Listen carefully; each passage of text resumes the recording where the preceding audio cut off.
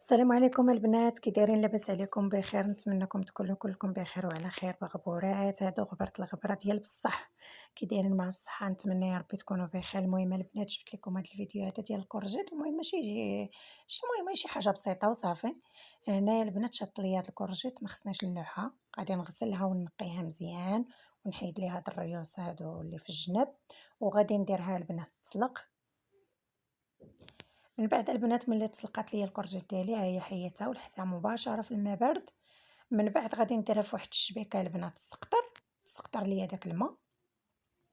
كيف ما كتشوفوا البنات هكا راه طايبه، ولكن ما تخليوهاش بزاف تهرى. المهم تكون هكا هي شاده راسها ولكن طايبه. المهم تكون مسلوقه مزيان، وغنخليوها في هاد الشبيكه هادي باش تسقطر داك الماء اللي كيكون في الداخل ديالها، باش ما كتجيش باسله في المذاق. المهم نخليوها مزيان تسقطر في هاد الشبيكه هادي. غادي ندوز نجيب البنات واحد الغريري فين غادي نطحن. غنخوي فيه نص لتر ديال الحليب. بالنسبه لكم نتوما على حسب السم اللي بغيتو ديروا لوطرو، كتكثروا شويه في الكورجيت، كتضعفوا المقادير وكديروا لتر ديال الحليب ولا 2 لتر ولا لتر ونص. المهم انا درت هنايا غير نص لتر. الحليب البنات يكون بارد.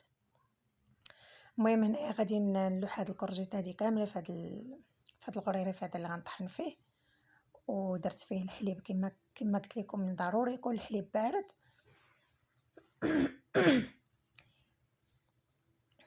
صافي البنات، كيف ما كتشوفوا البنات هنا غادي ندوز نزيد عليها واحد دانون ديال البيستاش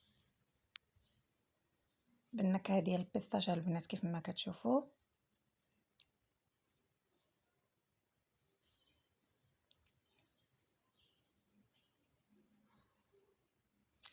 صافي هنايا خويت فيها هاد الغريريف هذا ديال دانون، وغادي نزيد عليهم البنات واحد الساشيه ديال الفاني 7 غرام.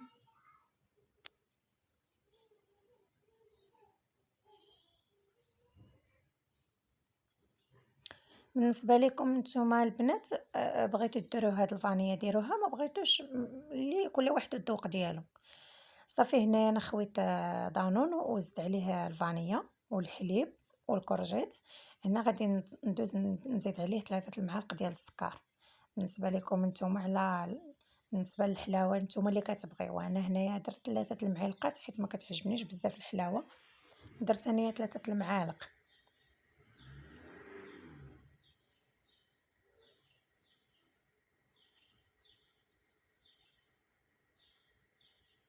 بالنسبه لكم نتوما البنات، المهم هنايا غادي ندوز نقص داك الحليب في واحد الكويس باش نوصل داك الكرجات مزيان نطحنها. هنايا نقصت غير الحليب بوحدو اللي نقصت من الغريريف، نقصته في واحد الكويس وصافي. اسمحوا لي هنا طاح ليا تليفون. صافي هنا طحنت هذيك الكرجات ودوك المقادير كاملين. غادي نزيد عليها داك الحليب اللي نقصت.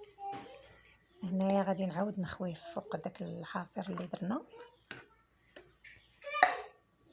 ونفرغو مزيان، نعاودو نخويوه بحال هكا تميلونجي هذوك المقادير مع داك الحليب لان طحنا معاه غير شويه. صافي هنا العصير ديالنا وجد البنات، شوفوه كيفاش كيجي خاطر بحال لافوكا. صراحه كيجي مذاق هائل، وبالخصوص الا درتوه في الثلاجه يبرد مزيان. والله العظيم البنات الا كيجي زوين. وعلاش لا ما نديروش ملي كتكون عندنا الكورجيت هكا دغيا كتخسر؟ علاش ما نستغلوش هاد العويصر هادو للدراري؟ الا ما كانوش كياكلوا لكم الكورجيت لا في المرقه لا حتى شي حاجه، علاش ما ندخلوهاش هكا في العصير يشربوها؟ تتجي بحال لافوكا، ما غيحسوش كاع بديك النكهه ديال الكورجيت. مع داك دانون كيهرس ليه هذاك المذاق ديال الكورجيت، ومع الفانيلا والحليب وتبارك الله راه كلشي فيها زوين. ونعطيو للدراري يشربوا العصير ديال الدراوش. ايوا المهم البنات بصحتكم، هذا هو الشكل ديال العصير د الكورجيت كيفاش كيجي. المهم نتمنى ان شاء الله يعجبكم الفيديو. دابا مابقاش نغبر عليكم.